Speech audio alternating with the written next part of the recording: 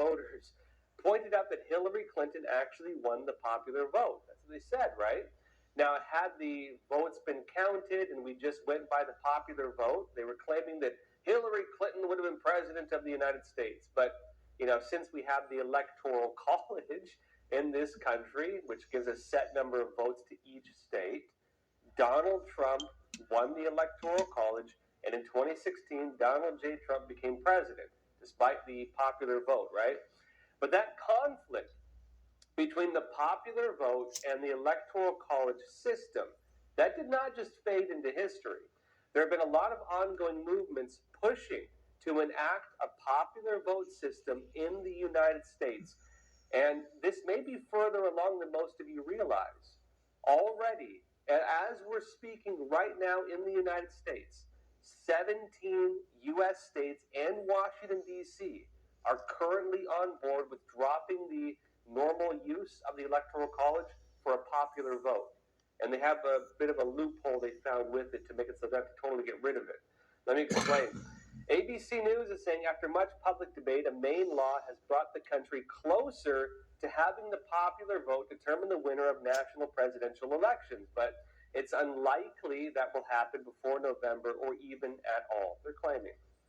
It notes further in, the movement has now gathered pledges from 17 states and Washington, D.C., accounting for a total of 209 electoral votes. A good chunk of them, actually. It notes that the movement seeks to change the way a president is chosen without a constitutional amendment, meaning because of the loophole they found, they don't need to go through the process you would have to go through otherwise if you wanted to overturn the Electoral College. They note that experts say it's unclear what happens when enough states have signed on to this because they have 17 already and they're trying to get more. They note, though, that this would not probably happen before the 2024 elections. Now, this is what it's called. It's called the National Popular Vote Interstate Compact. And they said it seeks to guarantee that the candidate who receives the most popular votes in all 50 states and the District of Columbia wins the presidency, meaning the normal system of the Electoral College is out. It notes that when there are enough states pledging their popular votes to meet the 270 Electoral College vote threshold, remember, they're almost there, they say all the votes in those states will be added up to a national count that determines the winner of the election. The National Popular Vote Interstate Compact says that will give each vote equal weight regardless of where a voter lives. Now, in it, it notes that 5 of the 46 presidents who came into office, lost the popular vote, including, they say, Donald Trump recently in 2016. And as the compact argues that not every vote is equal under the current system, because again, we have the Electoral College, and they want more pure democracy. Now, as you would imagine, there's a lot of different takes on this. Some people are pointing out that it would represent a more pure form of democracy, more of a direct democracy, actually. It would basically mean that votes would be more attributed to individuals rather than to states, because the current system of elections in the U.S. is made to give state representation in, of course, the federal government. And rather than have the state representation, a popular vote would be more the voters having that role. And it would kind of undermine, to an extent, the normal system of state rights, right? But it would also represent a serious shift in the nature of the American Union, which, we're a federal government that joins together 50 different states. Every state, if you were to compare it to another nation on earth, actually has a system of government, even a military, its own governor. Every state in the U.S. is basically a country joined together into, again, a union of states, which is the United States of America, right? That's what we call the United States. Now, the purpose of the Electoral College in its original use was to make sure that the interests of each state are represented by the federal government, to avoid a scenario where a handful of states, like, it would mainly be California and New York, would dictate the direction of the entire country. And, of course, one of the concerns raised by the smaller states was, why would we join the union if we don't get represented? The Electoral College was a way to give incentive to states to actually join the American Federation of States, right, the union, while not having the risk of smaller states losing their representation to larger states, because why would they want to join otherwise? Now, right now, a lot of focus is on Nebraska and Maine, and there's a reason for this. The states, these ones, it's another issue with the Electoral College, but these states have a split vote system.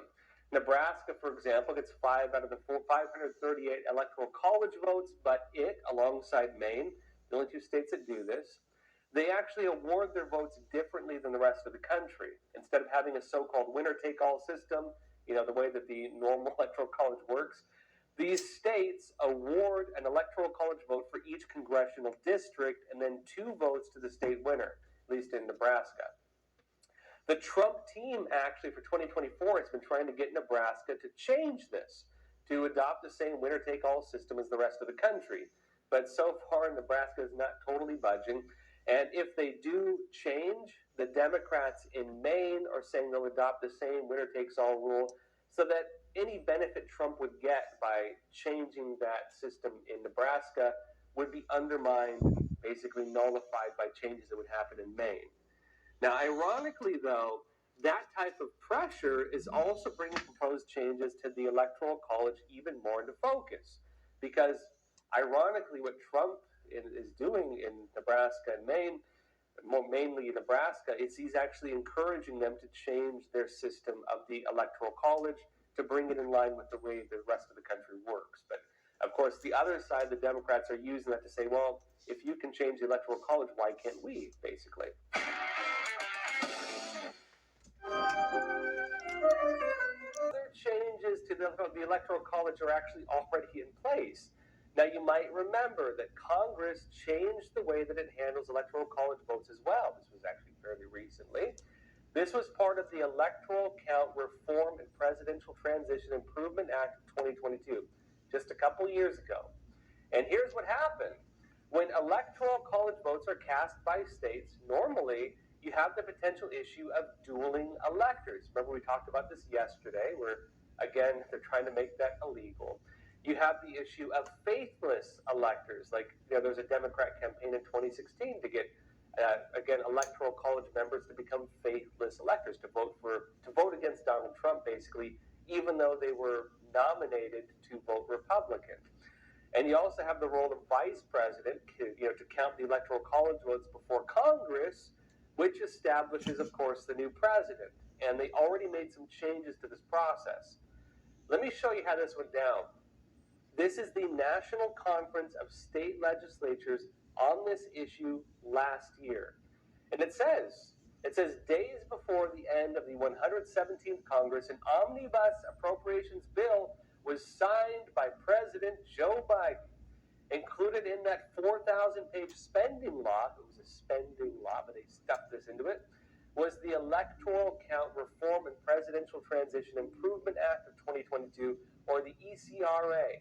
And it says that hammered out by lawmakers, including Senators Joe Manchin and Susan Collins, again, Republican and Democrat, this bipartisan legislation, they say, is intended to provide better guardrails to govern how presidential elections results get from the states to the Electoral College process and then to Congress, and how Congress handles them once there. And it's that according to many, the Electoral College Count Act of 1887 was overdue for an overhaul because it did not offer clear guidance on counting Electoral College votes or how to resolve possible disputes. I should note briefly that they're acknowledging here that, again, the way that the Electoral College rules were established did not clearly define some of the different processes, meaning, of course, that some of the narratives that Trump tried overthrowing that process is debunked by the very nature of the vague language, which, again, they had to clarify with an act signed by Biden after the elections, right? But back on this, it says the new law mainly addresses what Congress does after electors are sent forward from the states. It creates a new threshold for members of object to a state of electors, 1/5 of the members of both the House and Senate, identifies the role of the vice president as solely ministerial, because remember that when Mike Pence was counting the Electoral College votes, he was arguing he did not have the legal right to, maybe question states that had ongoing lawsuits or ongoing investigations into fraud. And he said he did not have the legal right to, for example, decide to read the dueling electors over the other electors. And because of that, again, which would, under the Constitution, normally send that to a House vote based on delegations, under which Trump probably would have won the elections, given the split of the House at the time. And of course, it's based on state representation, not purely House seats, meaning, again, Republicans would have more representation. They had to actually change this in order to say that you can't do that. The thing that Pence said he couldn't do, they had to change the law to make it so that he actually could not have. But this is what it does. It says it identifies the role of the vice president as solely ministerial and clarifies that Congress must defer to slates as determined by the states. Briefly on this, for Republicans and Trump, this actually might work out better for 2024 because it means that, like Kamala Harris as vice president can't just choose to not read electoral college votes. To be honest, at least for the 2024 elections, this may actually benefit Republicans even more, or at least closes the possible loophole that could come up through that, right? But it notes that it also addresses the state side of the equation. It codifies that the executive of each state sends for the state slate of electors. The law indicates that in this context, the executive is usually a governor. Briefly on that as well, remember there was a conflict on who gets to determine who is the legal person who gets to send for the Electoral College voters. Again, during the 2020 elections, there was a debate over whether it's the governor or the state legislatures, the local state Congress, basically. And of course, if you go by the Constitution, I had believed, as did many, that the state legislatures were the ones, right? The state legislature is what gets to decide that. And of course, in many states, the dueling electors were put forward by the state legislature, whereas the state governors had their own electoral college voters, and that's what caused a lot of the conflict, of course, with the dueling electors in 2020. You had the governor ones and you had the state legislature ones, and Pence said that he had to choose which one to count.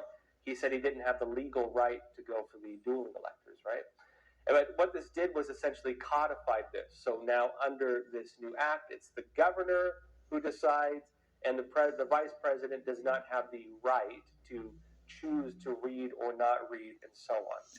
It adds, though, that if state law in effect prior to the election explicitly identifies another officer, such as the Secretary of State, that works as well, meaning they can do it ahead of time. The law simply requires a certainty before the election. They have to say beforehand who's the legitimate authority for this. It says additionally, it requires some kind of security feature on the certificate of ascertainment, the official document identifying a state's appointed electors, suggesting they didn't have this before. Again, as determined by the state before the election. The goal, they say, is to be sure that the right slate, and only that slate, is transmitted. No more dueling electors because of this. It says the law also clarifies that electors shall be appointed in accordance with the laws of the state enacted prior to election day. A state cannot change the rules after the voting ends. Now, on this, and back to the idea of a popular vote, though, because, again, as I mentioned, Trump is challenging the two states that don't follow the normal procedure of the Electoral College, right? They have a split vote system. Nebraska and Maine. Trump is challenging that. Democrats, there's a campaign right now, again, under this confederation of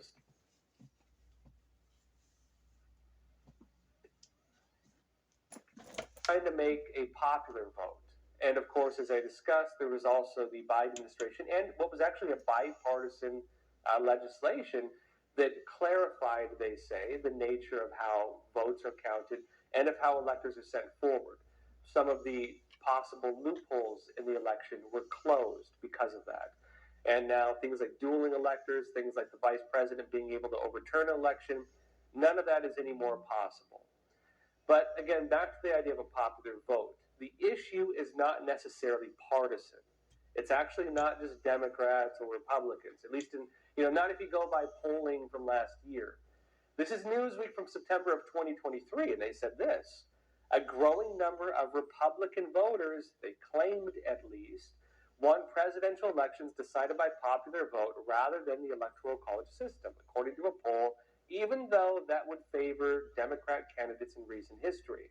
They say that a Pew Research Center survey found that nearly two-thirds of U.S. adults, 65%, say the way the president is elected should be based on who receives the most votes overall nationally, with 33% believing it should remain as who wins the Electoral College count. They're suggesting that only 33 of Americans want the Electoral College as it currently is. And they say as well, the poll also shows that just over half of Republican voters, 52%, want to keep the Electoral College system. However, the amount of GOP voters who want to switch to the popular vote currently stands at 47%, and has been increasing steadily for years. Now, look, that said, I don't fully trust polls. I tend to think that they get things wrong often, and I tend to think there's a lot of bias that is possible. I'm not accusing this one, but there's a lot of possible bias in terms of how you conduct a poll. I tend to not fully believe them, but they do have an impact on the decisions that get made in this country. They actually do have tangible interest when it comes to political strategy. If the 2024 elections go the same as the 2016 elections, it's likely that a popular vote would actually harm Republicans more than Democrats, actually even further than that. And remember as well, in the context of the 2020 elections, a lot of Republicans believe that Trump actually did win the popular vote. Take it for what you will. But again, they believe that there were other anomalies, let's say, that changed that. If we go by USA Today, though, Republicans haven't technically won the popular vote since George W. Bush, which was back in 2004. USA Today announced that Bush won 50.7% of the popular vote in the 2004 elections, according to the Federal Election Commission, the agency responsible for enforcing campaign finance regulations. They note that when Bush left office in 2009 after serving 2 terms, that means the last Republican presidential candidate to win the popular vote left office 14 years ago. Now, that sounds like a long time, but, practically speaking, what that really means is that, Barack Obama won the popular vote, and then they claim Hillary Clinton won the popular vote in 2016, despite Trump winning the Electoral College at the time. And so, take it for what you will. It's not as extreme as it sounds. That's 2 elections, basically. But this is being predicted as a trend as well for the 2024 elections, which is important, again, as we said, when it comes to strategy and politics, and maybe what they're trying to change to ensure victory. Business Insider notes that new polling predicts former President Donald Trump will lose the popular vote in 2024 in the presidential election to Joe Biden, but they're saying that Trump would probably win the Electoral College by a significant margin. Now, remember, this has changed a bit. This is from last year, but again, this is based on the studies and polling they've done, which they don't update too often. They note that between mid-August to the beginning of November, Stack Data Strategy interviewed more than 15,000 registered U.S. voters in order to forecast the upcoming election. And they say the results released on Monday at the time show Trump flipping 4 states in 2024 that were crucial to Biden's 2020 victory: Arizona, Georgia, Pennsylvania, and Wisconsin. They're saying Trump is probably going to win those swing states, right? The 4 states ultimately equate to 56 electoral votes, more than enough to push Trump over the 270 mark to win back the White House. And they note that if Stack Data Strategies predictions are accurate, the election would mark a 3rd time since 2000 that a president won the election without winning the popular vote, suggesting again that unless they change the Electoral College, Trump might win.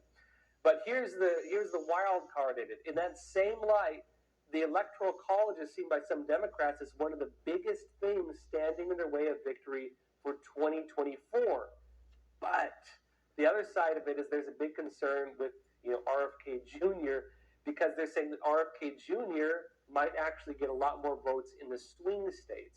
Remember, the reason swing states are swing states is because they don't really lean Republican or Democrat. You have more independent voters. That's the challenge of swing states. And if you have a very popular independent candidate based on historical polling and election results, the swing states tend to vote a lot for independents. Well, everyone, that's all for tonight. Thank you for joining us. And as always, please take care of yourselves, stay informed, and stay free.